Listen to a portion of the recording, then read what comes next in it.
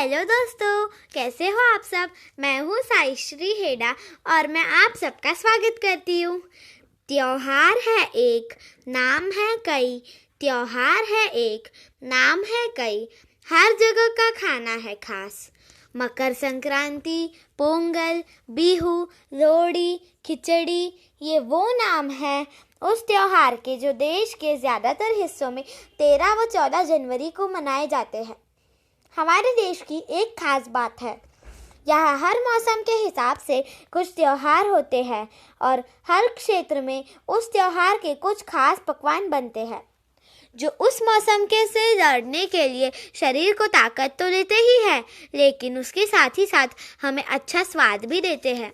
तो आज मैं आपको बताती हूँ, पूरब से लेकर पश्चिम तक और उत्तर से लेकर दक्षिण तक भारत के अलग अलग हिस्सों में जनवरी का खास त्यौहार मकर संक्रांति किस तरह मनाया जाता है और वह इस त्यौहार में क्या क्या खास पकवान बनाते हैं। पोंगल, बिहू, लोहड़ी, खिचड़ी, मकर संक्रांति जैसे त्यौहार इस मौसम में तैयार होने वाली अच्छी फसल की खुशी में मनाए जाते हैं। फसल से जुड़े बाकी सारे त्योहारों की तरह ये त्यौहार भी खाने के इर्द गिर्द घूमते हैं। पंजाब में लोहड़ी त्यौहार मकर संक्रांति से एक दिन पहले मनाया जाता है। इस त्यौहार में दोस्त और परिवार के लोग इकट्ठे होते हैं और अलाव जलाकर उसके चारों ओर नाचते गाते हैं। साथ ही रेवड़ी, गजक, चिक्की, मूंगफली व पॉपकॉर्न खाते हैं। इनमें वही सारी चीज़ें इस्तेमाल होती है जो मौसम की फसल से मिलती है। पंजाब के ज़्यादातर घरों में इस दिन सरसों का साग और मक्के की रोटी बनती है। इसके साथ ही मट्ठा व गुड़ का साथ इसके स्वाद को और बढ़ा देता है। इसके अलावा पंजाब में लोहड़ी पर रसखीर भी बनती है।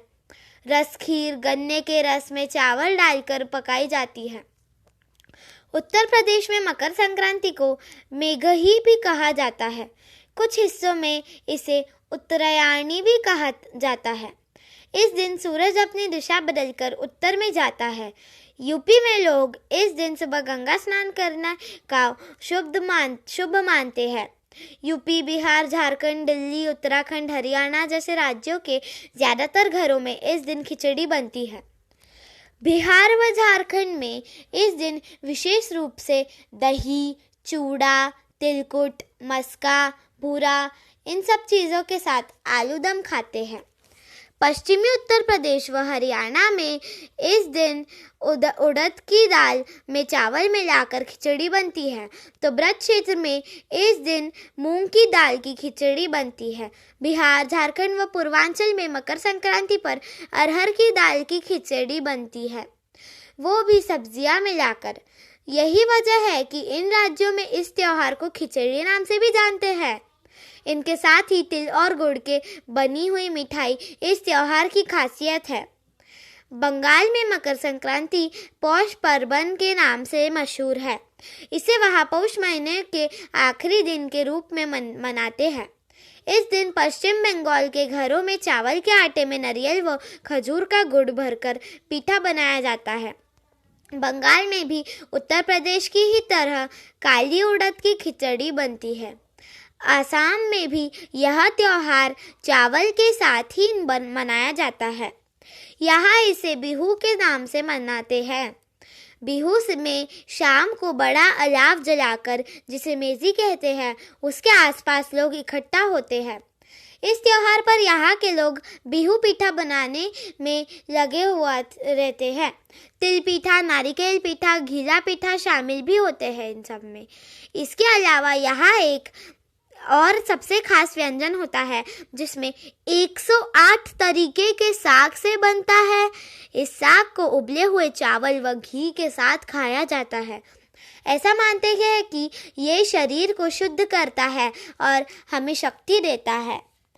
बिहू के लिए लोग भेला घर भी बनाते हैं, जिसमें वह एक रात ठहरते हैं और अगले दिन उसे जला देते हैं।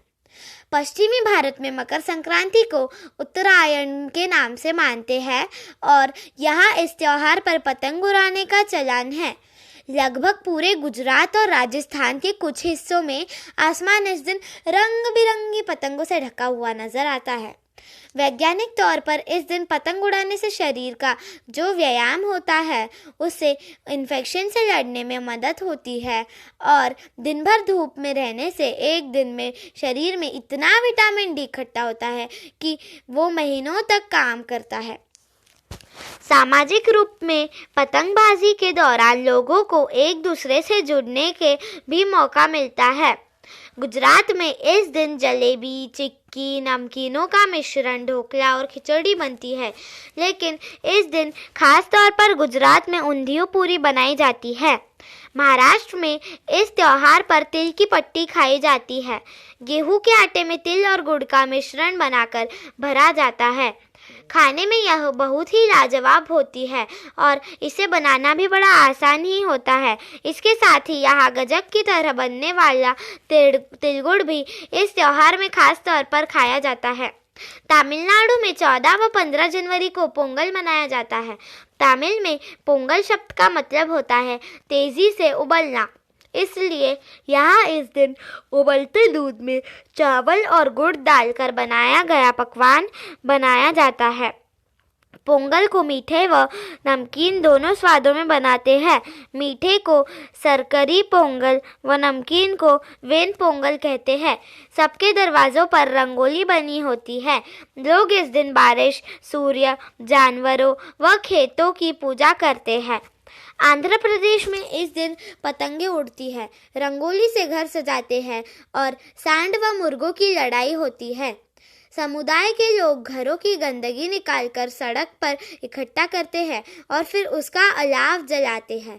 आंध्र में इस दिन दूध में चावल मिलाकर पोंगली नाम का व्यंजन बनाते हैं। यहाँ जानवरों को इस दिन सजाया जाता है और उनकी रेस कराई जाती है।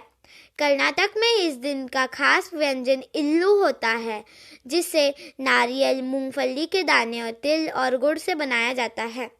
कर्नाटक का एक रिवाज है, इस दिन यहाँ के लोग अपने मीठे पकवान को एक दूसरे से बदल कर खाते हैं।